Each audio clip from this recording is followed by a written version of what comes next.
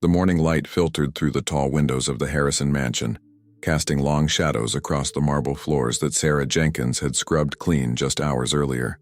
At 42, Sarah's hands bore the calluses of 17 years of domestic work, her dark skin contrasting with the white cleaning gloves she wore daily in this Westchester County estate. Today marked the third month since her last full paycheck. 3 months of Mr. James Harrison finding reasons to dock her wages. A missed spot on the window, a piece of silverware improperly placed, dust in a corner no one would ever see. 3 months of her landlord's increasingly threatening notices.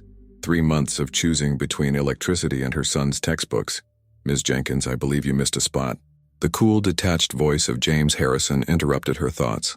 At 56, Harrison carried himself with the practiced ease of old money, though whispers around town suggested his wealth was newer than he pretended. His steel-gray hair was always perfectly styled, his custom suits without a single wrinkle. Sarah straightened, her back protesting after hours of bending over to clean. "I'm sorry, Mr. Harrison. I'll get it right away." He didn't acknowledge her response, already scrolling through messages on his phone, probably making another million before breakfast. Sarah bit her lip, thinking of the eviction notice taped to her apartment door that morning. Final notice. 72 hours. The words had burned into her retinas. "Also, I'll need you to stay late tonight. I'm having some associates over tomorrow morning and the place needs to be immaculate." He didn't look up from his device. "Mr. Harrison," Sarah began, her heart hammering against her ribs. "I was wondering if we could discuss my hours. I've been working overtime for weeks now and— Is there a problem with your position, Ms. Jenkins?" His eyes finally left the screen, cold and assessing. "Because I can assure you there are plenty of people who would be grateful for this job." The threat hung in the air between them. Sarah knew exactly what he meant. In this economy, domestic workers were disposable, especially black women in their 40s with no college degree and a son to support. "No problem, sir." She lowered her eyes, the familiar burn of humiliation washing over her. Harrison nodded curtly before leaving the room, the scent of his expensive cologne lingering behind him. Sarah resumed her cleaning, moving to the expansive kitchen with its gleaming appliances that cost more than her entire apartment. She'd prepared countless meals here for Harrison's parties, dinners he never invited her to stay for. Sometimes she'd take home the leftovers in carefully hidden containers, a small act of rebellion against his stinginess with her pay. The kitchen was her domain, the one place in the house where she felt some semblance of control. Her grandmother had taught her to cook when she was just a girl in South Carolina, before her family moved north seeking better opportunities. Those recipes were her heritage, passed down through generations of women who had often cooked in kitchens they didn't own. As she wiped down the marble countertops, Sarah's phone vibrated in her pocket. She glanced around nervously before checking it. Harrison had strict rules about personal phone use during work hours. It was a text from her son, Marcus. "Mom, the school says I can't take my finals without the outstanding tuition payment. Need $780 by Friday or I can't graduate. I tried talking to the financial aid office again. Nothing." Sarah closed her eyes, leaning against the counter for support. Marcus was brilliant, the first in their family to go to college. He worked 2 jobs on top of his full course load, but his scholarships didn't cover everything. They'd been scraping by, semester after semester, but now with her reduced wages. Something inside Sarah snapped. 17 years of biting her tongue, of yes sir and no sir, of being invisible except when something needed cleaning. 17 years of watching Harrison throw away food that could feed her family for a week, of hearing him complain about taxes while she counted pennies for bus fare. She looked around at the kitchen, at the $10,000 refrigerator filled with food Harrison would never eat, at the wine collection worth more than her life savings, at the pure excess of it all. "Enough," she whispered to herself, her grandmother's voice echoing in her mind. "There comes a time when a woman's got to stand up, even if her knees are shaking." Sarah's phone buzzed again. Another text from Marcus. "It's okay if I have to wait till next semester, Mom. Not your fault." Her son was trying to console her when it should be the other way around. The unfairness of it all crashed over her like a wave. She heard Harrison's footsteps approaching the kitchen and quickly tucked her phone away, wiping a tear before it could fall. When he entered, she was already busy organizing his grocery delivery. "Ms. Jenkins, I forgot to mention, I'll need you to prepare breakfast for my meeting tomorrow as well. Nothing fancy. Just some of those egg white omelets and perhaps your cornbread." Sarah nodded mechanically, her mind elsewhere. Harrison turned to leave but paused at the doorway, glancing back. "Is something wrong?" You seem distracted today." The question wasn't born of concern, but irritation. Sarah knew he didn't actually care about her problems. She'd learned long ago that wealthy employers like Harrison preferred their staff to leave their humanity at the door. But today was different. Today, her son's future hung in the balance. "Actually, Mr. Harrison," she began, her voice steadier than she expected, "I was wondering if we could discuss my payment situation." Harrison's eyebrows rose slightly. "Your payment situation?" "Yes, sir. I've been working here for 17 years, and I've never once been late or missed a day. But these past few months, with the reductions in my pay..." She took a deep breath. "My son is about to graduate college, but he can't take his finals because of outstanding tuition. I'm facing eviction, and my electricity might be cut off any day now." The words hung in the silence between them. Harrison's expression remained impassive, but something flickered in his eyes. Surprise, perhaps, that she had problems beyond this mansion's walls, that she had a life at all. "I'm not asking for charity," Sarah continued, her voice growing stronger. "But I thought after all these years..." She gestured around the kitchen. "If I cook for you, really cook, not just the bland food you usually request, but my grandmother's recipes, the ones I save for special occasions, would you consider helping me pay my bills? Just this once? I can work extra hours, weekends, whatever you need." There it was. Her dignity laid bare on the counter between them like the raw ingredients for a meal neither of them had planned.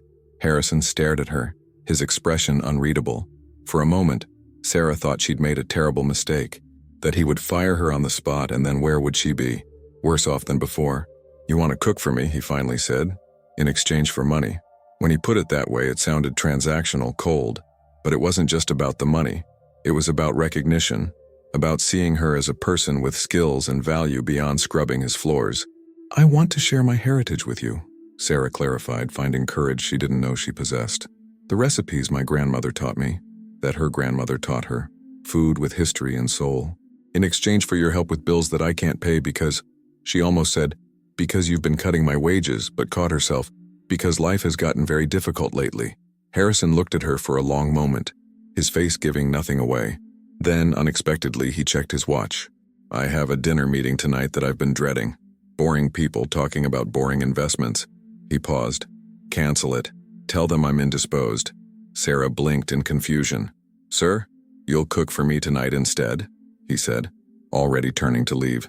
"Your grandmother's recipes. Whatever you consider your best dishes." "And my bills?"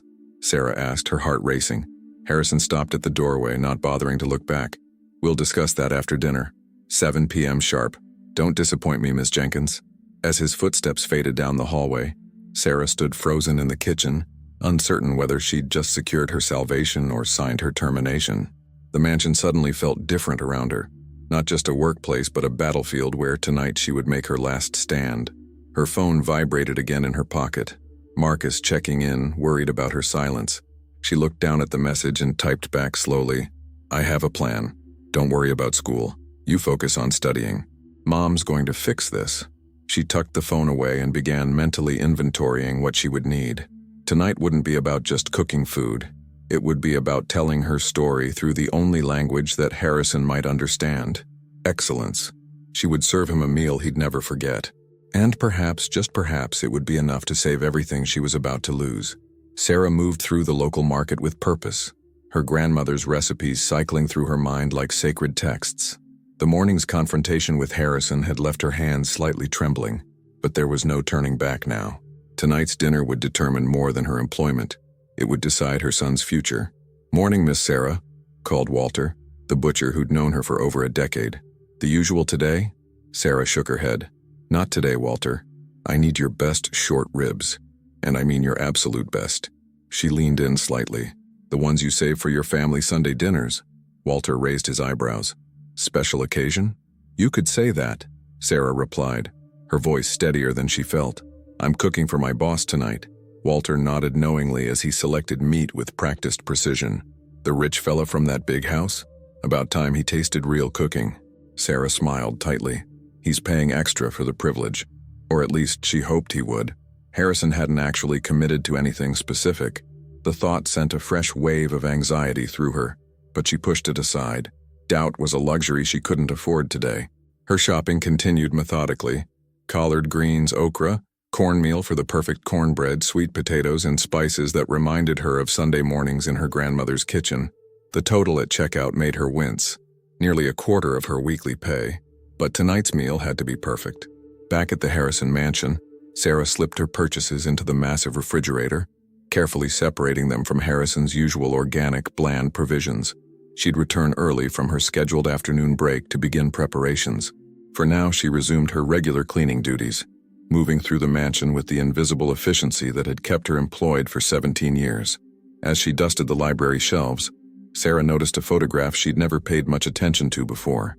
It showed a younger Harrison, maybe in his 30s, standing beside a woman with kind eyes and a warm smile. The woman's arm was around a teenage boy who had Harrison's jawline but softer features. Sarah had worked for Harrison for nearly 2 decades, yet she'd never seen this woman or boy in person. Harrison never mentioned family, and she'd assumed he was simply one of those wealthy bachelors married to their work. "That's private," Sarah startled, nearly dropping the photograph. Harrison stood in the doorway, his expression tight. "I'm sorry, Mr. Harrison. I was just dusting the frames." He crossed the room in quick strides and took the photograph from her hands, placing it face down on the shelf. "Just leave this section. Focus on the rest of the house." Sarah nodded, feeling the familiar wall between employer and employee rebuild itself after their unusual exchange that morning. Whatever moment of connection they'd shared had clearly passed. "Yes, sir. I'll make sure everything is perfect for tonight." Harrison paused, his back to her. "About tonight. Don't go overboard. It's just dinner." But they both knew it wasn't just dinner. Sarah waited until he left before exhaling slowly. The face-down photograph seemed to pulse with unspoken story, but she turned away from it. Harrison's secrets were his own. Her job tonight was to cook, not to uncover the mysteries of her employer's life. At precisely 4:30 p.m., Sarah began transforming the kitchen. The short ribs went into the oven to slow cook to perfection. Collard greens simmered with smoked ham hock, filling the kitchen with aromas that transported her back to South Carolina. She prepared the cornbread batter with the perfect balance of sweet and savory, her grandmother's secret recipe that had never failed to impress. As she worked, Sarah found herself humming old spirituals that her grandmother used to sing while cooking. The familiar melodies steadied her nerves. This kitchen might belong to Harrison, but tonight, the spirit of generations of Jenkins women filled the space. At 6:45 p.m., Sarah changed from her work uniform into the simple black dress and modest pearl earrings she'd packed that morning. Not too formal, but dignified enough to sit across from an employer rather than serve him standing. It was a small act of self-respect that felt monumental. She set the dining room table with Harrison's finest china and crystal, items she had polished countless times but never eaten from. A single place setting on each end of the massive table, equal positions, at least symbolically. At precisely 7 p.m., Harrison entered the dining room. He had changed into casual attire, expensive casual but noticeably less formal than his usual suits. His eyes registered surprise at seeing Sarah out of uniform, then moved to the table setting. "2 places?" he asked, his voice neutral. Sarah straightened her shoulders. "I thought we would discuss my situation over dinner, sir. Unless you prefer I serve and stand aside?" The challenge hung in the air between them. Harrison's jaw tightened momentarily before he gestured to the chair at the far end of the table. "No, this is fine. Please, sit." A small victory. Sarah nodded and moved to the kitchen to bring out the first course, a simple but elegant butternut squash soup, garnished with crispy bacon and fresh chives. As she placed the bowl before Harrison, she noticed him inhale deeply. "This smells different from your usual preparations," he commented. "That's because it's not my usual preparation," Sarah replied. "This is how my grandmother taught me to cook when I was a girl, before I learned to make the bland food you prefer." Harrison's eyebrows rose slightly at her candor, but he picked up his spoon without comment. Sarah took her seat at the opposite end of the table, watching as he took his first taste. Something flickered across his face, surprise, perhaps pleasure, but it was quickly masked. "It's good," he said simply, continuing to eat. They ate in silence for several minutes, the only sound the occasional clink of spoons against fine china. Sarah watched Harrison from beneath lowered lashes, trying to gauge his reaction. The soup was merely an opening statement. The real argument for her worth would come with the main course. "Your son is in college?"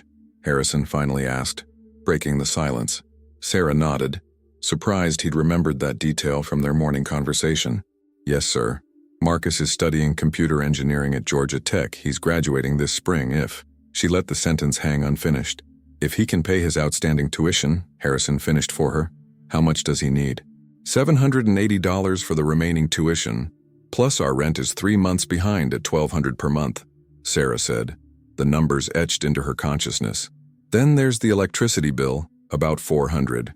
In total, just under $5,000 would clear all our immediate debts. She hated laying out her financial struggles so plainly, but tonight was about honesty, about being seen. Harrison absorbed the information without visible reaction. And you believe one dinner is worth $5,000? The question stung, but Sarah met his gaze steadily. I believe 17 years of loyalty and excellence is worth $5,000, Mr. Harrison. Tonight's dinner is simply a reminder of the skill and dedication I bring to this house every day. Harrison studied her for a long moment before returning to his soup. Tell me about your son. Sarah felt herself relax slightly. Marcus was her favorite subject. He's brilliant. Always has been. Started taking apart electronics when he was 5 years old just to see how they worked. Put them back together too, usually working better than before. Pride warmed her voice. He works 2 jobs while maintaining a 3.8 GPA. The scholarships cover most costs, but not everything. And his father? Harrison asked. Sarah's expression cooled. Not in the picture since Marcus was 3. Military man who decided family life wasn't for him after his second tour. Harrison nodded, seeming to understand this was not a topic for further exploration. He finished his soup and placed his spoon precisely on the edge of the bowl, a gesture of refinement that Sarah had observed countless times while clearing his dishes. The main course should be ready, she said, rising to clear their bowls. In the kitchen, Sarah arranged the plates with care.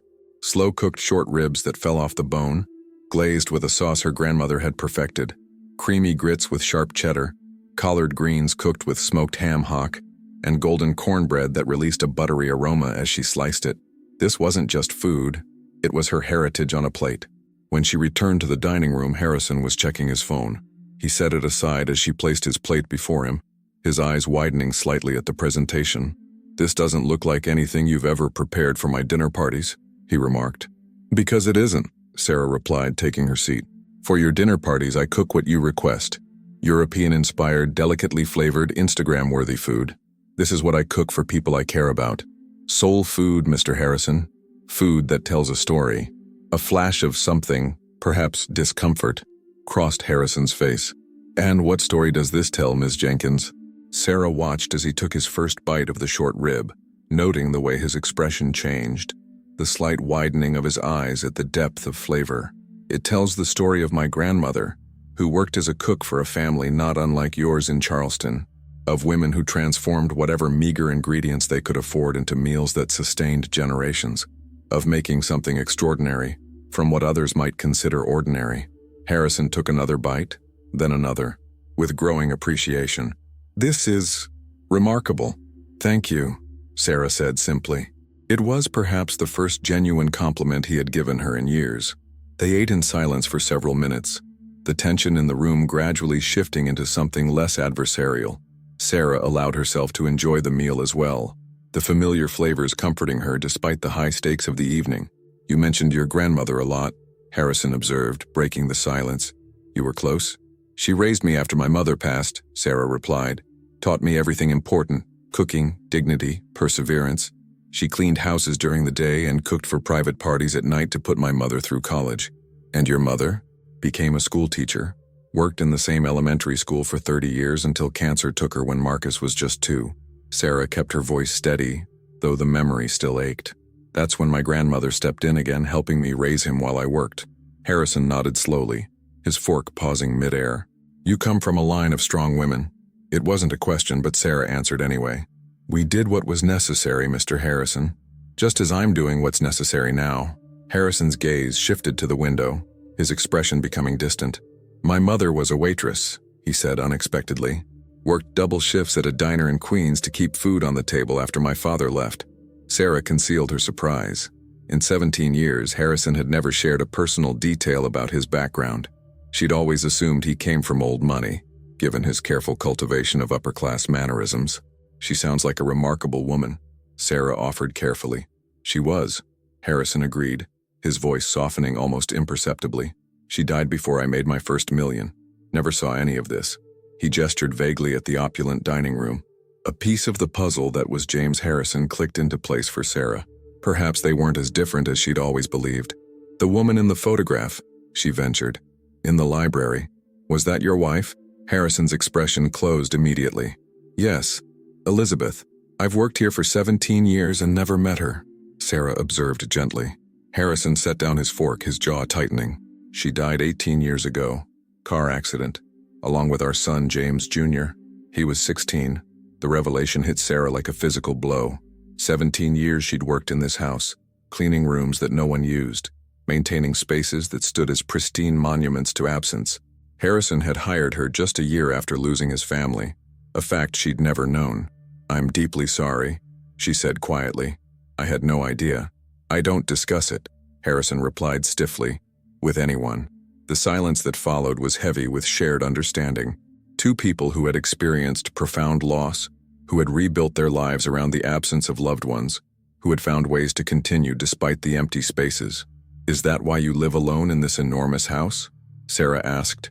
To preserve their memory? Harrison's eyes flashed with momentary anger, then settled into resignation. I bought this house for them. Elizabeth had always wanted a place in Westchester away from the city, room for James Jr. to play, to grow up with space and safety. His voice took on a distant quality. The closing was scheduled for the week after they died. I almost backed out, but somehow, it felt like giving up on the dream we had shared. Sarah nodded, understanding completely. So you moved in alone? Yes. Harrison looked around the dining room as if seeing it through different eyes, furnished it exactly as Elizabeth would have wanted, hired staff to maintain it perfectly, created the life we had planned minus the people who were supposed to share it. The revelation transformed Sarah's understanding of her employer. The coldness, the distance, the obsessive attention to detail, these weren't simply the traits of a demanding boss. They were the coping mechanisms of a man frozen in grief, maintaining a mausoleum disguised as a home. And your son? Sarah asked gently. What was he like?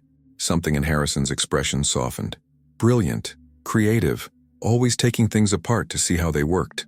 He paused, a flash of recognition crossing his face. Not unlike your Marcus, I suppose. The parallel wasn't lost on Sarah. Two bright young men, one whose future had been cut short, one whose future hung in the balance tonight. Is that why you've never remarried? Had more children? She asked. Harrison took a sip of his water, considering her question. At first, it was the grief. Later, it became habit. Easier to focus on business, on success. Building the financial empire became a substitute for building the family we'd lost. He shook his head slightly. I'm not sure when I stopped considering alternatives. Sarah understood all too well how grief could reshape a life, narrow its parameters until survival itself became the only goal. Hadn't she done the same after losing her mother? Focusing entirely on providing for Marcus, putting her own dreams and needs aside. It's not too late, you know, she said quietly, to find connection again. Harrison's laugh held little humor. At my age? With my baggage? I'm not suggesting romance necessarily, Sarah clarified. Just human connection. Community. Purpose beyond wealth accumulation. Harrison regarded her with genuine curiosity. And you? Have you found these things, Miss Jenkins? Connection? Community? Purpose?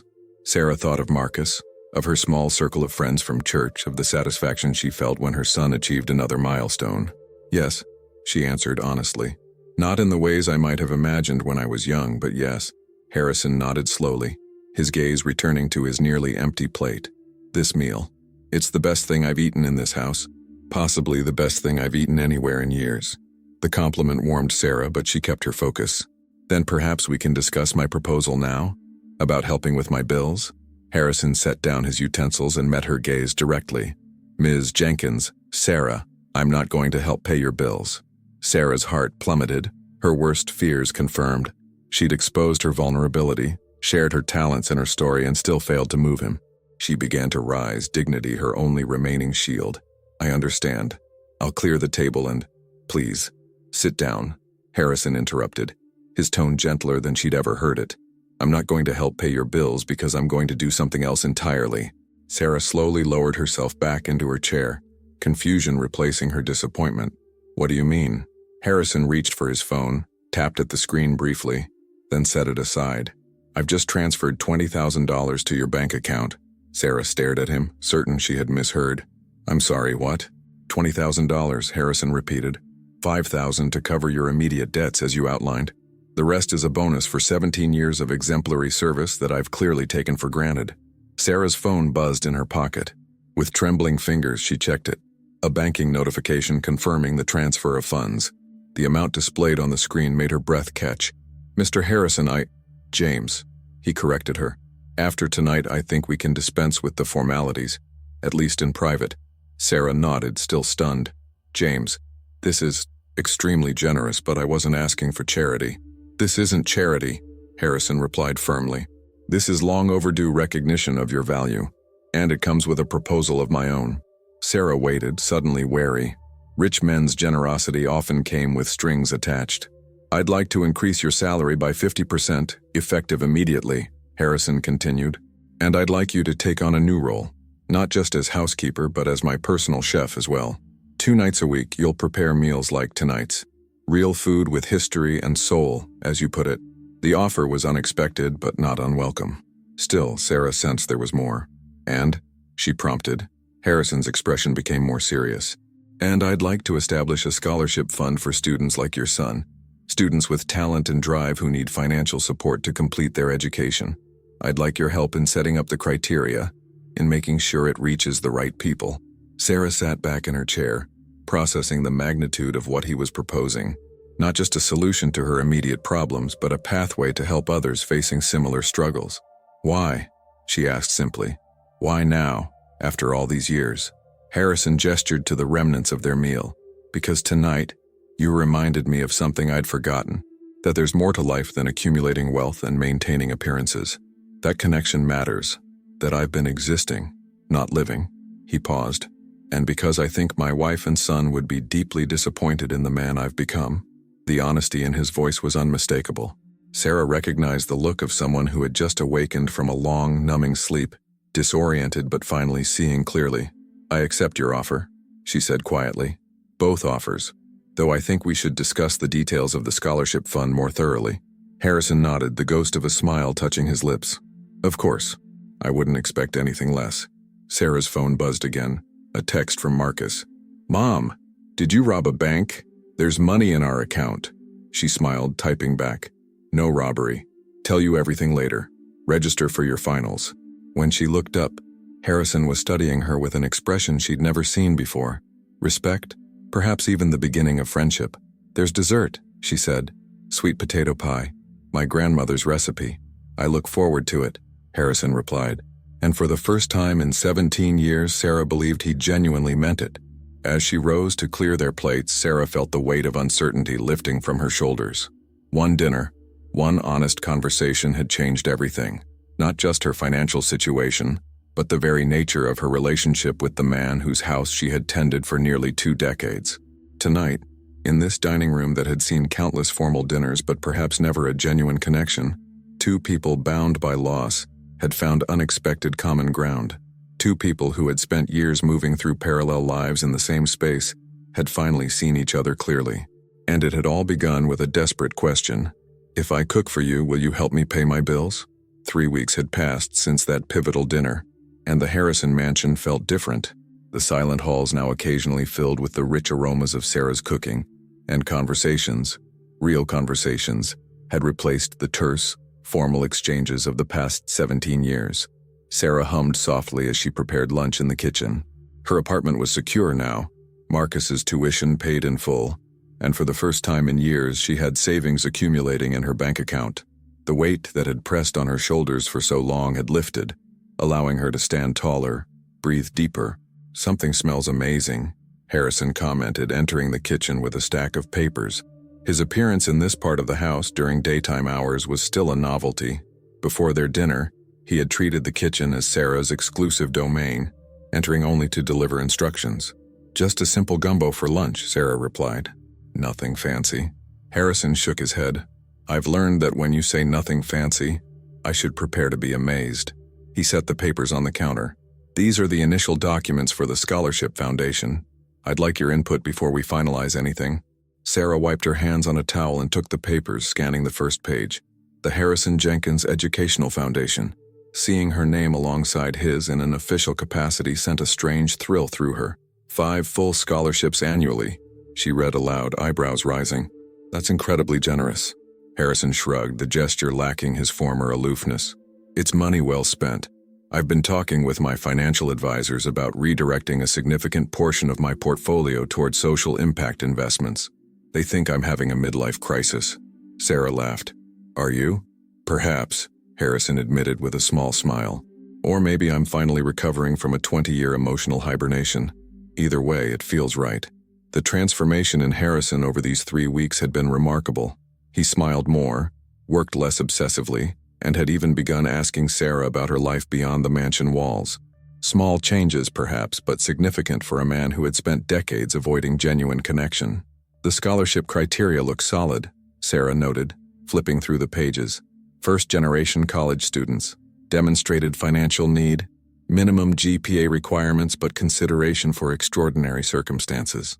You've thought of everything. I had a good advisor, Harrison replied, nodding toward her. Someone who understands what these students are facing far better than I ever could. Sarah returned the papers, feeling a swell of pride. This foundation would change lives, create opportunities for young people who, like Marcus, had the talent and drive but lacked the financial resources to achieve their full potential. Speaking of advisors, Harrison continued, Marcus is coming for dinner tomorrow night, correct? I'm looking forward to meeting him. Sarah nodded, still adjusting to this new reality where her employer expressed interest in her family. Yes, he's driving up after his last final. He's excited to meet you too, and curious. I think he's still trying to understand exactly what happened. What did you tell him? Harrison asked, genuinely curious.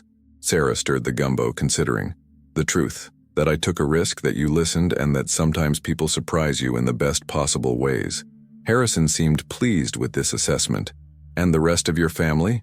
Will they be joining us for the foundation launch next month? Sarah's stirring slowed momentarily. It's just Marcus and me, James. My grandmother passed 3 years ago. I'm sorry, Harrison said, genuine regret in his voice. I should have known that. How could you? Sarah replied gently. Until recently, we didn't exactly share personal details. The timer dinged, saving them from the momentary awkwardness. Sarah busied herself with the final preparations for lunch while Harrison moved to set the table. Another new development. The first time he had reached for plates, Sarah had nearly dropped the casserole she was holding, shocked by the role reversal. Now, it felt almost natural. As they sat down to eat, Harrison's phone rang. He glanced at it, then declined the call with a gesture that would have been unthinkable a month ago.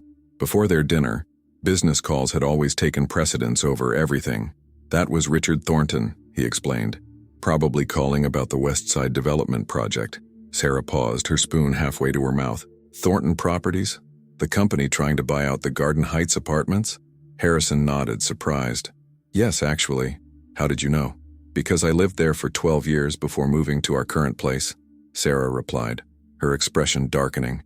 They've been trying to force out the remaining residents for months, cutting maintenance services, ignoring repair requests, raising rents despite deteriorating conditions. Harrison's expression shifted from surprise to concern. I wasn't aware of that. The proposal Thornton presented showed plans for affordable housing units mixed with upscale apartments and retail space. A neighborhood revitalization project. Sarah laughed without humor. Is that what he's calling it? Let me guess.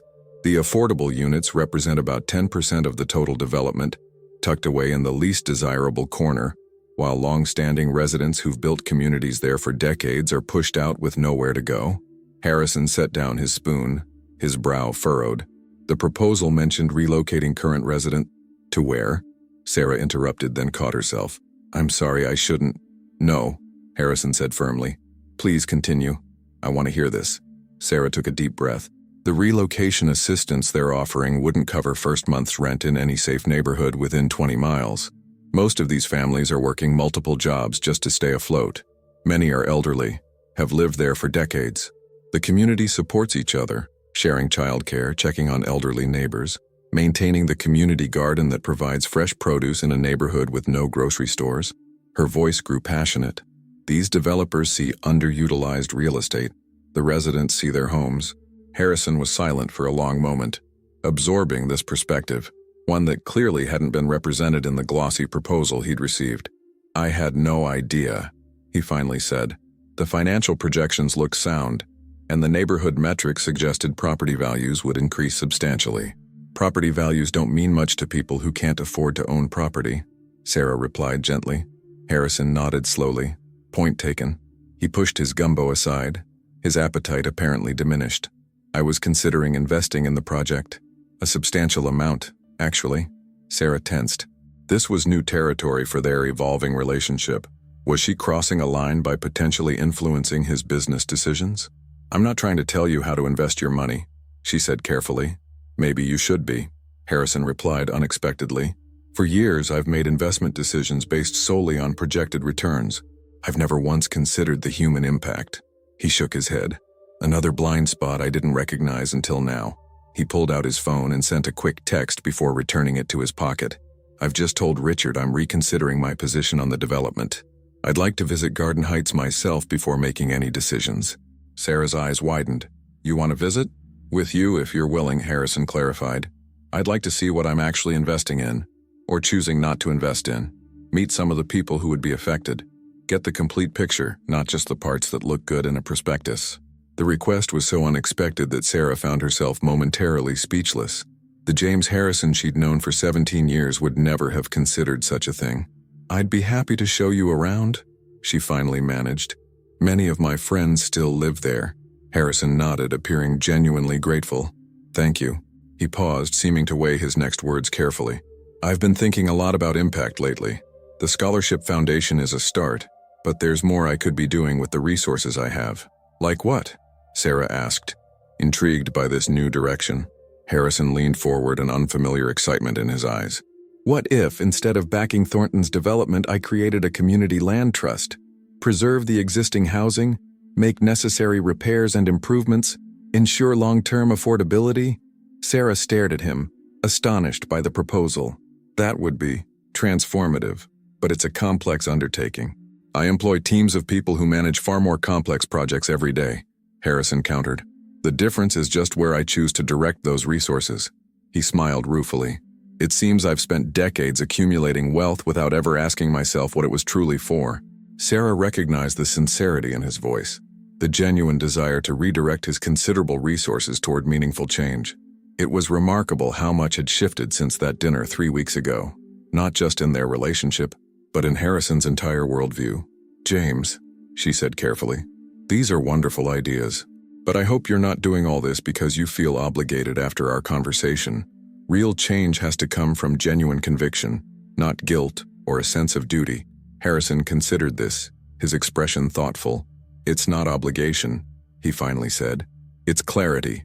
For years I've been sleepwalking through life, accumulating more than I could ever need while finding less and less satisfaction in it. He gestured around the kitchen. This house, my companies, my investments, they were meant to be a foundation for the family I lost, not a substitute for human connection. I think I forgot that somewhere along the way. Sarah understood completely. Hadn't she done something similar, focusing so intently on providing for Marcus that she'd neglected her own needs, her own joy? Well, she said with a small smile, better late than never. Harrison laughed, the sound still new enough to surprise her. Indeed. And speaking of late, he glanced at his watch. I have a board meeting in 30 minutes. As he rose to leave, he paused at the doorway. Sarah, thank you. Not just for the gumbo, which was excellent, but for perspective. It's been in short supply in my life for too long. After he left, Sarah remained at the table, marveling at how dramatically life could change through a single act of courage. 3 weeks ago, she'd been facing eviction, wondering how she would help her son complete his education. Today, she was discussing community land trusts with one of the wealthiest men in the state. Her phone chimed with a text from Marcus. Just finished my last final. Free at last, can't wait for dinner tomorrow. Still can't believe all this is happening. Sarah smiled as she typed back, proud of you, baby. Drive safe tomorrow. And believe it, sometimes life surprises you in the best ways. She put her phone away and began clearing the table, humming softly. The Harrison mansion no longer felt like just a workplace. Somehow, improbably, it had become something closer to a partnership, a place where her voice mattered. And it had all begun with a desperate question born of necessity. If I cook for you, will you help me pay my bills? Sometimes the smallest questions could lead to the biggest changes. The dining room of the Harrison mansion gleamed under soft lighting. Sarah had spent the afternoon preparing not just the food, but the atmosphere. Fresh flowers from the garden, the good china, now used regularly rather than just for show, and candles that cast a warm glow across the polished wood table. Tonight was important. Marcus was coming to dinner. "Mom, this place is insane," Marcus whispered as Sarah led him through the grand foyer. At 22, he was tall and lean, with his mother's expressive eyes and warm smile. His graduation cap and gown were carefully draped over one arm. He'd come directly from the ceremony. "Did you really work here all this time without telling me how massive it is?" he continued, eyes wide as he took in the sweeping staircase and crystal chandelier. Sarah squeezed his hand. It wasn't relevant, and it wasn't mine to show off. "Still," Marcus marveled, "all those double shifts, all those extra hours. This is what you were coming home from when you could barely keep your eyes open helping me with homework?" Sarah felt a pang at the memory, the years of exhaustion, of stretching herself thin between work and motherhood. "That's all in the past now," she said gently. "Tonight is about celebration. You're a college graduate." Pride swelled in her chest as she looked at her son. Against all odds, he had done it, become the first in their family to earn a college degree. No matter what else happened, that achievement could never be taken away from him. "Ms. Jenkins, Sarah," Harrison's voice called as he descended the staircase. He was dressed casually by his standards, slacks and an open-collared shirt rather than his usual suit. And this must be Marcus. Marcus straightened, extending his hand with the confidence Sarah had always admired in him. "It's an honor to meet you, Mr. Harrison. Thank you for inviting me to your home." Harrison shook his hand firmly. "The honor is mine. Your mother speaks very highly of you. And after reviewing your academic record for the Scholarship Foundation, I can see why." Sarah watched the interaction with a mixture of pride and mild anxiety. Two of the most important people in her life, one she had raised, one she had worked for in silence for 17 years, meeting for the first time. "Congratulations on your graduation," Harrison continued. "Computer engineering is a demanding field." Marcus nodded. "It is, but I love it. Actually, I just received a job offer yesterday from Horizon Tech in Atlanta." Sarah turned to him in surprise. "Marcus, you didn't tell me. That's wonderful." "I wanted to surprise you," Marcus explained, beaming. "It's entry-level, but the salary is good and they have an excellent advancement program." "Horizon Tech," Harrison mused. "They're doing impressive work in sustainable technology solutions. I know their CEO, David Chen. Brilliant innovator." Marcus's eyes widened slightly. "You know David Chen?" Harrison smiled. "The business world is smaller than you might think. Would you like me to put in a word?" "No," Marcus said quickly, then caught himself. "I mean, thank you for the offer, but I'd prefer to make my own way. I want to earn my position on merit." Harrison nodded, clear approval in his expression. "I respect that, though the offer stands if you change your mind." Sarah felt a rush of pride at her son's response. Despite all the financial struggles they'd endured, Marcus had never developed an entitlement mentality. He understood the value of hard work, of earning his place. "Shall we move to the dining room?" Sarah suggested. "Dinner's ready, and I made all your favorites, Marcus." As they settled around the table, no longer at opposite ends as during that fateful dinner, but gathered at one end in a more intimate arrangement, Sarah observed the easy conversation that developed between Harrison and Marcus. They discussed technology trends, the ethics of AI development, and the changing landscape of sustainable innovation with equal enthusiasm. "So, Mr. Harrison," Marcus said as they finished the main course, "my mom has told me a bit about how your arrangement changed, but I'm curious. What made you say yes that night when she asked for help?" Sarah tensed slightly. The question was direct, perhaps too direct, but characteristic of Marcus's straightforward nature. Harrison didn't seem offended. He considered the question carefully, setting down his fork. "I'd like to say it was immediate compassion, but the truth is more complex. Your mother's courage in asking made me see her, really see her, for perhaps the first time in 17 years. He glanced at Sarah. The food was extraordinary, but it was the conversation that changed everything. She helped me remember parts of myself I'd buried long ago." Marcus nodded thoughtfully. "Mom has that effect on people. She sees beyond the surface." "Indeed she does," Harrison agreed. "I've spent decades surrounded by people seeking something from me. My money, my connections, my influence. Your mother was the first person in a very long time who simply wanted to be recognized for her true value." Sarah felt warmth rise in her cheeks at the praise. I just did what was necessary. For Marcus. You did more than that, Harrison countered gently. You reminded me what it means to be human, to connect. He turned back to Marcus. Did your mother tell you about the scholarship foundation we're establishing? A little, Marcus replied, clearly intrigued. She mentioned it would help students like me. Harrison nodded. The Harrison Jenkins Educational Foundation.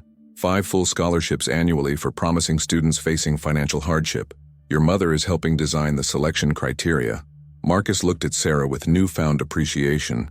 The Harrison Jenkins Foundation? Mom, you never said your name would be on it. Sarah smiled, still adjusting to this new reality herself. It was James's idea. I'm just providing guidance on what students like you might need most. She's being modest, Harrison interjected. The foundation was my idea, but its soul, its purpose, comes from your mother. Her insights have been invaluable. Marcus studied them both with curious eyes.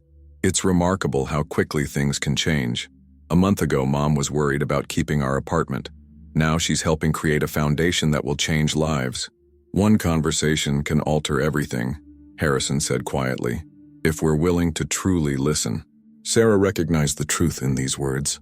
That single dinner had created ripples that continued to expand, affecting not just her life and Harrison's, but soon the lives of countless students who would benefit from the foundation, the residents of Garden Heights who might be spared displacement if Harrison's community land trust came to fruition, and even Marcus, who now had educational debt relief and a promising career ahead. As Sarah rose to clear the dishes before bringing out dessert, Harrison surprised her by standing as well. Allow me, he said, gathering plates with practiced ease. You've done enough today. Marcus's eyebrows shot up at the sight of the wealthy businessman clearing the table, but he quickly recovered and stood to help. I'll give you a hand, Mr. Harrison. Left momentarily alone in the dining room, Sarah took a deep breath, overwhelmed by gratitude. The scene in her kitchen, her son and her employer working side by side to clear dishes, would have been unimaginable just weeks ago. When she joined them in the kitchen, she found them deep in conversation about the Garden Heights project. Harrison was explaining his new vision for the community land trust, while Marcus listened with growing excitement. That's exactly the kind of socially responsible investment more companies should be making, Marcus was saying, preserving communities rather than displacing them for profit. Your mother helped me see that, Harrison admitted. I'd been looking at the development purely as an investment opportunity. She showed me the human side of the equation. Marcus grinned at Sarah as she entered. Mom's good at that. She's been humanizing systems her whole life, whether it's school administrators, landlords, or bill collectors. Sarah shook her head, embarrassed. I just do what needs to be done. With extraordinary grace, Harrison added, and remarkable cooking skills. Is that sweet potato pie I smell? The easy camaraderie continued through dessert. By the time coffee was served, Sarah felt as though they had crossed an invisible threshold. No longer employer and employee with her son as a guest, but 3 people sharing a genuine connection. As the evening drew to a close, Harrison excused himself briefly and returned with a small box wrapped in simple blue paper. A graduation gift, he explained, handing it to Marcus. Nothing extravagant, but perhaps useful. Marcus accepted it with surprise. Mr. Harrison, you've already done so much. This is different, Harrison interrupted gently. This is simply recognition of an impressive achievement. Marcus carefully unwrapped the package to reveal a sleek watch. Elegant, but not ostentatious. It's a Longinus, Harrison explained. I received one when I graduated from business school. It served me well through countless meetings and negotiations. He smiled slightly. They say punctuality is the politeness of kings. In the business world, it's certainly the mark of professionalism. Marcus slipped the watch onto his wrist, clearly moved by the gesture. Thank you, sir. I'll wear it proudly. There's an inscription, Harrison added. Marcus turned the watch over to read the engraving on the back. Time reveals character. Yours shines brightly. J.H. Sarah felt tears spring to her eyes at the thoughtfulness of the gift. It wasn't just the material value, but the sentiment behind it. Harrison acknowledging Marcus's character, his potential, his future. I don't know what to say, Marcus admitted, genuine emotion in his voice. Say you'll use your talents wisely, Harrison replied. That's all the thanks I need. As they said their goodbyes in the grand foyer, Harrison surprised them both by embracing Marcus briefly. Your mother is an extraordinary woman who raised an exceptional young man. I have no doubt you'll go far. Once Harrison had retreated to his study, Marcus turned to Sarah, his expression a mixture of amazement and confusion. "Mom," he whispered, "is James Harrison actually nice? This doesn't match anything you've told me about him over the years." Sarah laughed softly. "People can change, Marcus. Sometimes they just need to be seen clearly." "Well, whatever happened at that dinner, I'm grateful for it," Marcus said, hugging her tightly. "I've never seen you so at peace." Sarah realized he was right. The constant anxiety that had been her companion for so many years had receded, replaced by something approaching contentment. She had security now, not just financial but emotional. She was valued not just for what she did, but for who she was. As they walked to Marcus's car, Sarah took a moment to look back at the Harrison mansion, illuminated against the night sky. For 17 years, she had entered through the service entrance, moved through its rooms like a shadow, and departed unnoticed. Now somehow, improbably, it had become a place of connection, of possibility, of transformation. "You know what's funny?" Marcus said, following her gaze. "This place looks different now." "Different how?" Sarah asked. Marcus considered the mansion thoughtfully. "Before, whenever you mentioned where you worked, I imagined this cold, intimidating fortress, but now it looks like a home," Marcus finished simply, "with actual people living in it. Not just existing." Sarah nodded, understanding exactly what he meant. The mansion hadn't changed physically, but its essence had transformed completely, just as Harrison had, just as her own life had. And it had all begun with a desperate question, asked from the heart. "If I cook for you, will you help me pay my bills?" Sometimes, Sarah reflected, the most important questions were the ones we were most afraid to ask. 6 months had passed since that life-changing dinner. Autumn had given way to winter, then spring, and now summer warmth enveloped the Harrison estate. The gardens bloomed in vibrant colors, mirroring the transformation that had occurred within the mansion's walls. Sarah hummed softly as she arranged fresh flowers in the entrance hall. Her position had evolved far beyond housekeeper and occasional chef.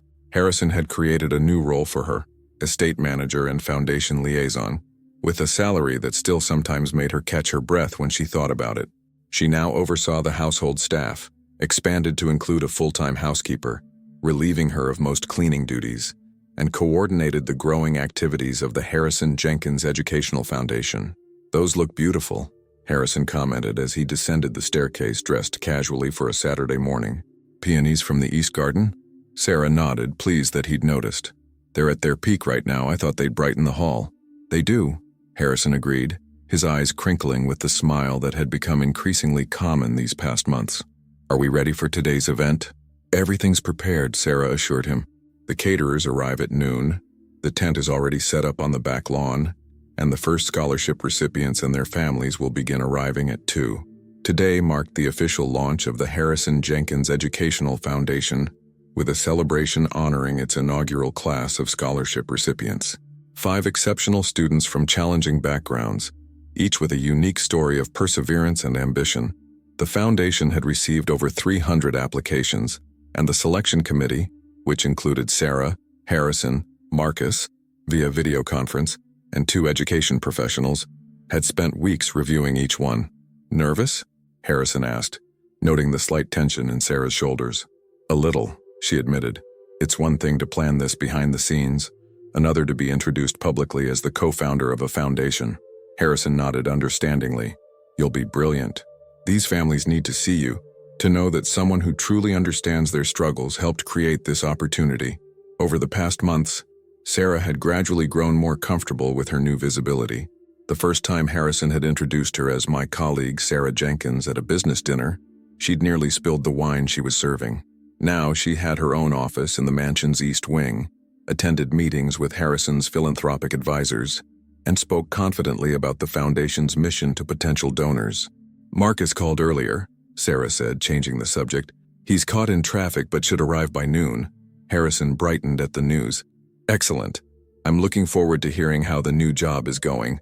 He'd maintained a genuine interest in Marcus's career, occasionally offering advice but never imposing his influence, respecting the young man's wish to make his own way. "He mentioned something about a new project he's excited to discuss with you," Sarah added. "Something about sustainable energy applications." Harrison checked his watch, another subtle change in his behavior. Time had once been his most precious commodity. rigidly scheduled and fiercely guarded. Now he seemed to move through his days with more presence, less urgency. "I have a call with the Garden Heights committee in 10 minutes, he said, "but I'll be finished well before the caterers arrive." The Garden Heights project had evolved into something neither of them had initially imagined. After visiting the community with Sarah, Harrison had not only withdrawn his investment from Thornton's development plan, but had purchased the entire property outright. Working with community leaders and nonprofit housing experts, he'd established a community land trust that preserved affordable housing while funding necessary renovations and improvements. The model had attracted attention from urban planners and social impact investors across the country, with several cities now exploring similar initiatives. "How are the renovations progressing?" Sarah asked as she adjusted the final flower in the arrangement. "Phase 1 is complete. All units have updated plumbing, electrical, and HVAC systems," Harrison replied with evident satisfaction. "Phase 2 starts next month, community center and garden expansion. Maria Rodriguez, you remember her, the community organizer, has been instrumental in coordinating resident input." Sarah smiled, remembering the skepticism on Maria's face when Harrison had first presented his vision. "I told you she'd come around once she saw you were serious." "She still watches me like a hawk," Harrison said with a chuckle. "As she should." As Harrison headed to his study for his call, Sarah completed her final preparations for the event. The past 6 months had brought changes she could never have anticipated, not just in her professional life, but in her personal well-being. The constant anxiety that had been her companion for decades had eased. For the first time since Marcus was born, she had savings, security, and a sense of purpose beyond mere survival. Marcus arrived precisely at noon, his new company car gleaming in the driveway. At 23, he carried himself with a confidence that made Sarah's heart swell with pride. He wore the watch Harrison had given him, now a permanent fixture on his wrist. "Mom," he called, embracing her warmly. "The place looks amazing. You've outdone yourself." "I had help," Sarah replied modestly. "How was the drive?" "Not bad once I got past the construction on I-95. Marcus glanced around, taking in the transformation of the grounds. "Where's Mr. Harrison?" "James," Sarah corrected gently. She'd finally convinced Marcus to drop the formality. "He's on a call about Garden Heights, but should be finished soon." Marcus nodded, falling into step beside her as they walked toward the back lawn, where the tent stood prepared for the afternoon celebration. "I've been reading about that project in the business journals. People are calling it a new model for equitable urban development. It's making a real difference," Sarah said. "Families who would have been displaced can stay in their homes with better living conditions and stable rents." She didn't add what she knew to be true, that none of it would have happened without that dinner 6 months ago, without her courage to ask for help. "And how about you?" Marcus asked, studying her closely. "You look different, Mom." "Good different." Sarah smiled. "I feel different. For the first time in a long time, I'm not just surviving, I'm thriving." She squeezed his arm. "But enough about me. Tell me about this new project you mentioned." Marcus's face lit up with excitement. "It's incredible, Mom. We're developing solar technology for low-income housing. Panels that are cheaper to produce but just as efficient. If we can scale it, it could reduce energy costs for thousands of families." Sarah listened with pride as her son outlined his vision, not just for profit, but for impact. He had inherited her compassion along with his father's technical mind, a powerful combination. "Have you discussed this with James?" she asked. "It sounds like something that could align with the Garden Heights project." "That's exactly what I was thinking," Marcus replied eagerly. "The initial investment would be substantial, but the long-term savings for residents would be significant." "Discussing business without me?" Harrison's voice interrupted good-naturedly as he joined them on the lawn. He extended his hand to Marcus, then surprised both of them by pulling him into a brief embrace. "Good to see you, son." The casual son wasn't lost on Sarah. Over the months, Harrison had developed a genuine fondness for Marcus that sometimes bordered on paternal. For a man who had lost his only child and a young man who had grown up without a father, the connection seemed to fulfill a need neither would explicitly acknowledge. "I was just telling Mom about the solar project," Marcus explained. Harrison's eyes lit with interest. "Perfect timing. I've been considering sustainable energy options for Garden Heights. Let's discuss it after the celebration." The three of them completed a final walkthrough of the event setup, checking every detail. As the caterers arrived and began their preparations, Sarah excused herself to change into the new dress she'd purchased for the occasion, a tailored royal blue sheath that Marcus had helped her select. far more elegant than anything she would have chosen for herself previously. When she returned downstairs, she found Harrison and Marcus deep in conversation on the terrace, electronic tablets between them as they discussed the solar project. Their easy rapport still sometimes caught her by surprise, the wealthy businessman and her son, finding common ground in their shared values and complementary expertise. "Sarah," Harrison called, looking up. "You look wonderful." She smoothed the dress self-consciously. "Thank you. Do you think it's appropriate for the event?" "Perfect," Harrison assured her. "Professional but approachable. Exactly the tone we want to set." As the hour approached 2, cars began arriving. The scholarship recipients and their families, followed by board members, donors, and local education officials. Sarah found herself at the center of a whirlwind of introductions, her initial nervousness giving way to genuine enthusiasm as she met the students whose lives would be changed by the foundation. "Ms. Jenkins," said a young woman with bright eyes and a firm handshake. "I'm Alicia Reynolds. I can't thank you enough for this opportunity." Sarah recognized her immediately from the application process. A brilliant student who had overcome homelessness to achieve academic excellence, planning to study environmental science. "Alicia, it's wonderful to meet you in person," Sarah replied warmly. "And please call me Sarah. Your story inspired me," Alicia continued earnestly. "Knowing that you understand what it's like to struggle, to work multiple jobs while raising a child alone, it gives me hope that I can succeed too." Sarah felt a lump form in her throat. During the application review process, Harrison had encouraged her to share her own journey with the committee, her struggles as a single mother, working multiple jobs to support Marcus through school. That personal narrative had become part of the foundation's origin story, a testament to the power of persistence and opportunity. "You will succeed," Sarah assured her, squeezing the young woman's hand. "That's why we created this foundation, because talent and determination deserve support." As the formal program began, Sarah took her place beside Harrison at the podium, looking out at the gathering, the students and their proud families, the donors whose contributions had expanded the foundation's reach, Marcus beaming at her from the front row. She felt a momentary wave of unreality. How had she arrived here, from that desperate moment in Harrison's kitchen just 6 months ago? Harrison welcomed everyone warmly, outlining the foundation's mission and introducing the scholarship recipients with genuine enthusiasm. Then, to Sarah's surprise, he turned to her. "And now I'd like to introduce the woman without whom none of this would exist.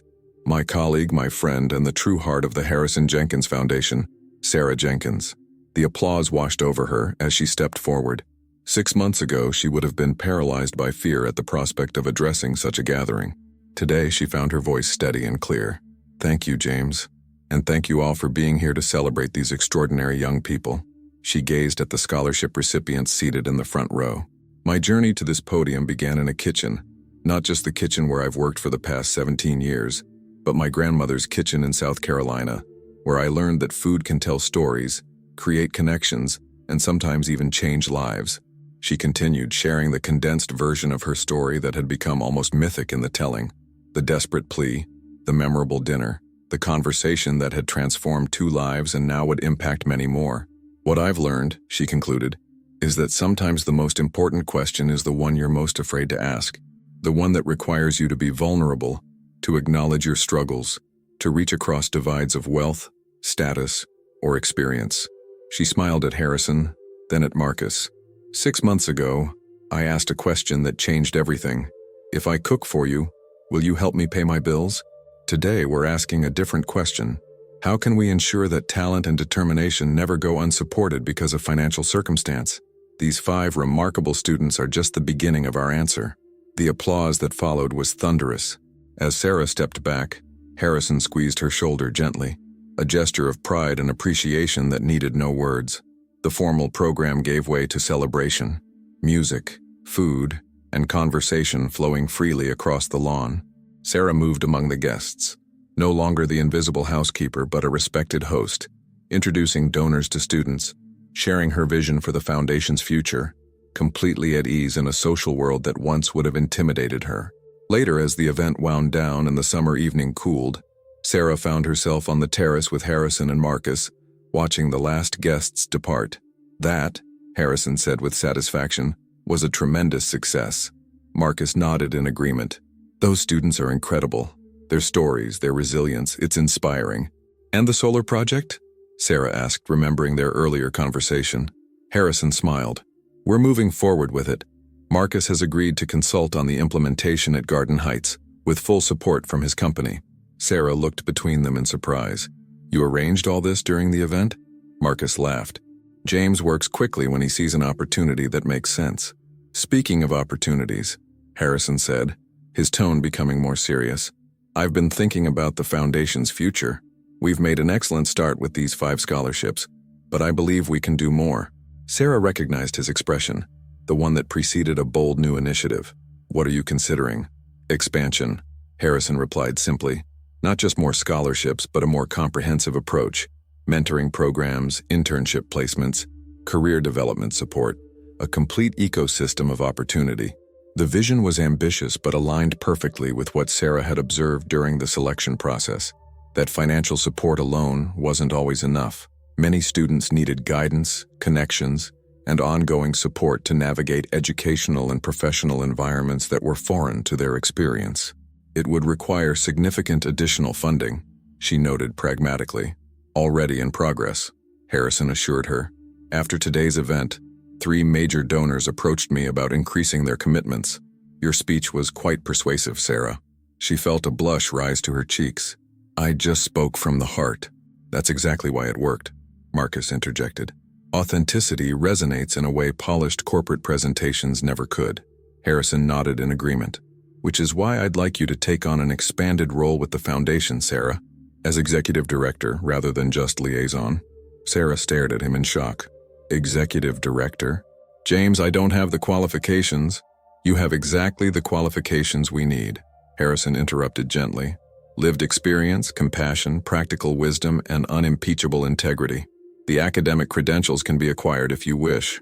I'd be happy to support your education, but they're secondary to the qualities you already possess. Marcus squeezed her hand encouragingly. He's right, Mom. You've already been doing most of the work. The title should reflect your contribution. Sarah looked out over the now quiet garden, considering the offer.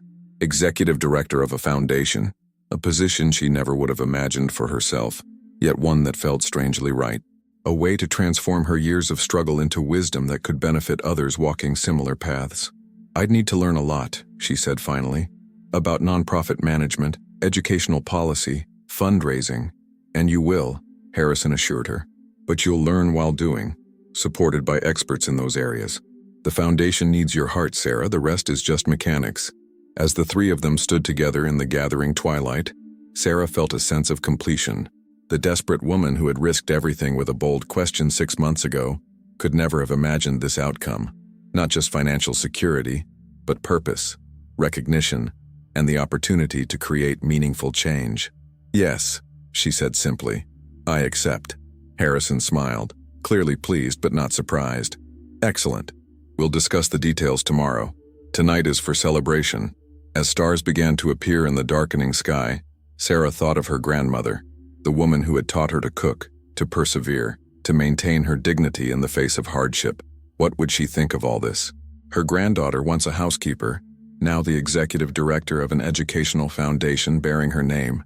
She would be proud, Sarah decided, but she wouldn't be surprised. You always had more in you than scrubbing floors, her grandmother had told her once, just waiting for the right moment to shine. That moment had finally arrived, catalyzed by a simple question asked from the heart. If I cook for you, will you help me pay my bills? Sometimes, Sarah reflected, the most important ingredients in changing a life weren't fancy degrees or privileged connections, but courage, authenticity, and the willingness to be vulnerable, to ask for what you needed, to see the humanity in others and to allow them to see yours in return. And sometimes, the most meaningful conversations happened not in boardrooms or classrooms, but across a dinner table, over food prepared with love and served with dignity. 5 years had passed since that fateful dinner in the Harrison mansion. 5 years of transformation, growth, and unexpected joy. The Harrison Jenkins Educational Foundation had expanded beyond anyone's initial vision, now supporting 50 students annually, with not just scholarships, but comprehensive support systems. Sarah's office in the east wing of the mansion had become the heart of operations, with a small but dedicated staff working under her leadership.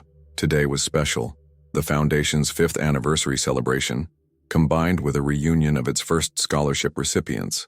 The mansion grounds were once again transformed for the occasion, with white tents dotting the expansive lawn and caterers preparing an elaborate buffet. Sarah stood at the window of her office, watching the preparations with a sense of quiet satisfaction. At 47, she carried herself with a confidence that came from purpose and accomplishment rather than struggle and survival. Her hair now featured elegant strands of silver that she had chosen not to hide, and her wardrobe had evolved to reflect her professional status while maintaining the understated elegance that was her personal style. A knock at the door interrupted her thoughts. "Come in," she called, turning to see Harrison enter. At 61, he had aged well, his steel gray hair now completely silver, laugh lines more pronounced around his eyes, evidence of the joy that had returned to his life these past 5 years. "Ready for the big day?" he asked, settling into one of the comfortable chairs across from her desk. Sarah nodded, joining him in the seating area rather than remaining behind her desk. Their interactions had long since transcended formal hierarchies. "The first graduates are arriving around noon," she said. "Alicia Reynolds is flying in from California. She just completed her master's in environmental science." "Wonderful," Harrison replied with genuine pleasure. "And Marcus? When does he get in?" "His flight lands at 11, Sarah said, checking her watch, "though he's bringing someone with him this time." Harrison's eyebrows rose with interest. "The mysterious Sophia we've been hearing about?" Sarah smiled. "The very same. Apparently it's serious enough to warrant introductions to family." The word family hung in the air between them. Its meaning evolved over the years. Though never formally acknowledged, the bonds that had formed among them, Sarah, Harrison, and Marcus, had developed a familial quality that brought comfort to all three. "I look forward to meeting her," Harrison said. "Marcus deserves happiness. His work on the solar initiative has been extraordinary. The Garden Heights solar project, initiated with Marcus's consulting 5 years ago, had expanded to 17 affordable housing communities across 3 states, generating significant energy cost savings for residents while reducing environmental impact. Marcus had eventually left his corporate position to launch his own social enterprise, focused on sustainable technology for underserved communities, with Harrison as his first investor. "The Garden Heights residents are coming as well," Sarah noted. "Maria Rodriguez insisted on bringing her famous empanadas, despite my assurances that the caterers have everything covered." Harrison chuckled. "Some battles aren't worth fighting. Maria's empanadas could put any caterer to shame." The Community Land Trust at Garden Heights had become a nationally recognized model for equitable urban development. Property values in surrounding areas had risen steadily, but the trust ensured long-term residents remained protected from displacement. The community center, garden, and new clinic provided resources previously unavailable in the neighborhood. Most significantly, residents held positions on the governing board, ensuring their voices directed the community's future. "I received the final confirmation on the new foundation headquarters," Harrison said, changing the subject. "Construction begins next month." The decision to establish dedicated foundation offices separate from the mansion had been practical. The operation had simply outgrown the available space, but it carried symbolic importance as well. The Harrison Jenkins Foundation had evolved from a personal project into an independent institution with its own identity and legacy. "It's hard to believe how much has changed," Sarah mused. 5 years ago, I was worried about keeping our apartment. Now I'm directing a multi-million-dollar foundation. Marcus is running his own company, and I'm what?" Harrison prompted with amusement. Sarah smiled. "Happy. You're happy, James. Something I never saw in those first 17 years. Harrison nodded thoughtfully. "I was existing, not living. Maintaining a monument to what I'd lost rather than building something new." He gestured around them. "All of this, the foundation, Garden Heights, the mentorship programs, it's given me purpose again. A reason to look forward rather than backward." The transformation in Harrison had been profound. The cold, demanding employer had given way to a man engaged with life, generous with his resources and his time. He still ran his businesses with precision, but his priorities had shifted dramatically. "And you?" he asked. "Are you happy, Sarah?" The question was simple but carried weight. Sarah considered it carefully. "Profoundly," she finally answered. "Not just because of the material security, though I'll never take that for granted, but because of the meaning. Seeing students graduate who might otherwise have had to abandon their education, watching communities thrive that might have been displaced, knowing that something I helped create will continue beyond me." She smiled. That's a different kind of legacy than I ever imagined for myself. Harrison nodded understandingly. Different from the one I imagined as well. Better. A commotion outside drew their attention. Through the window, Sarah could see Marcus's car pulling into the driveway. Her son, now 27, stepped out, then circled to open the passenger door for a young woman with curly hair and a bright smile. "They're here," Sarah said, her heart warming at the sight. "Shall we go welcome them?" As they walked through the mansion toward the entrance hall, Sarah was struck by how comfortable she felt in these surroundings now. The house that had once been merely her workplace had become, in many ways, a second home. She maintained her own apartment in the city.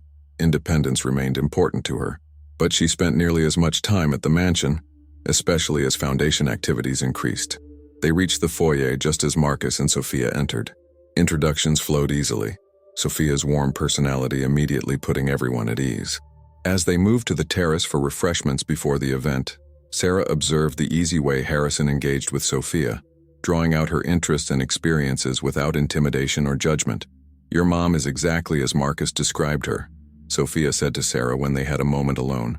"He talks about you with such admiration, how you raised him on your own, how you created opportunities not just for him, but for so many others now." Sarah felt a rush of gratitude. Despite all the professional accomplishments of recent years, her relationship with Marcus remained her greatest source of pride. "And James," Sophia continued, glancing toward where Harrison and Marcus were deep in conversation. "Marcus said he's been almost like a father to him these past few years." The observation caught Sarah by surprise, though perhaps it shouldn't have.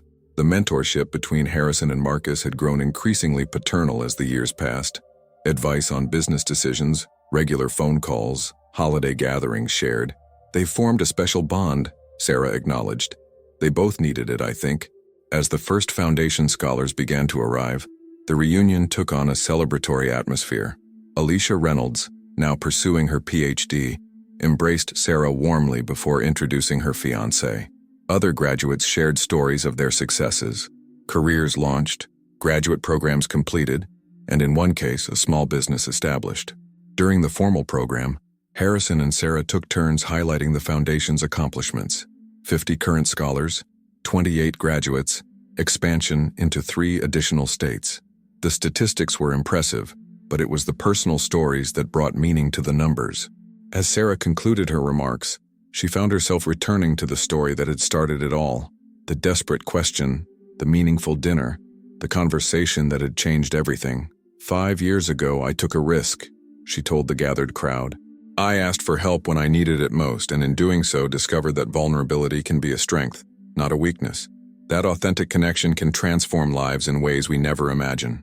She smiled at Harrison, then at Marcus and Sophia. What began as a simple request has created ripples that continue to expand, touching lives far beyond this place. The applause was warm and genuine. As Sarah stepped away from the microphone, Harrison approached with a small velvet box. "We have one more presentation," he announced to the crowd. Sarah, when we started this foundation, you insisted we name it Harrison Jenkins, despite my suggestion that your name should come first. You said the alphabetical order made more sense." His eyes twinkled with amusement. "Today, on our 5th anniversary, the board has unanimously approved a change." He opened the box to reveal a small silver plaque. "The Jenkins Harrison Educational Foundation. Sometimes," he said gently, "honor should precede alphabet." Sarah felt tears spring to her eyes as the crowd erupted in applause. The gesture was symbolic but profound. Recognition that what had begun as Harrison's financial support had been transformed by Sarah's vision and leadership. As the formal program gave way to celebration, Sarah found herself surrounded by the extended family they had created. Foundation scholars past and present, staff members, Garden Heights residents, and at the center, the core that had started it all, herself, Harrison, and Marcus. 5 years ago, she had been a housekeeper gathering courage to ask a desperate question. Today, she was the executive director of a thriving foundation, mentor to dozens of students, and architect of programs that would continue changing lives for generations to come. "If I cook for you, will you help me pay my bills?" The question had been simple, born of necessity and desperation. The answer had been complex, evolving over years into something neither of them could have imagined that night in the kitchen. Some questions, Sarah reflected as she looked around at the community they had built together. contained more possibility than their words suggested. Some conversations changed not just circumstances but hearts. And sometimes the most profound transformations began with the courage to ask for exactly what you needed. As the summer evening deepened into twilight, Sarah raised her glass in a private toast to her grandmother, whose recipes and wisdom had provided the first ingredients in this remarkable journey. Wherever she was, Sarah hoped she could see what her granddaughter had created, not just a better life for herself and her son, but a legacy of opportunity that would continue long after they were gone. That, she thought, was the most satisfying recipe of all.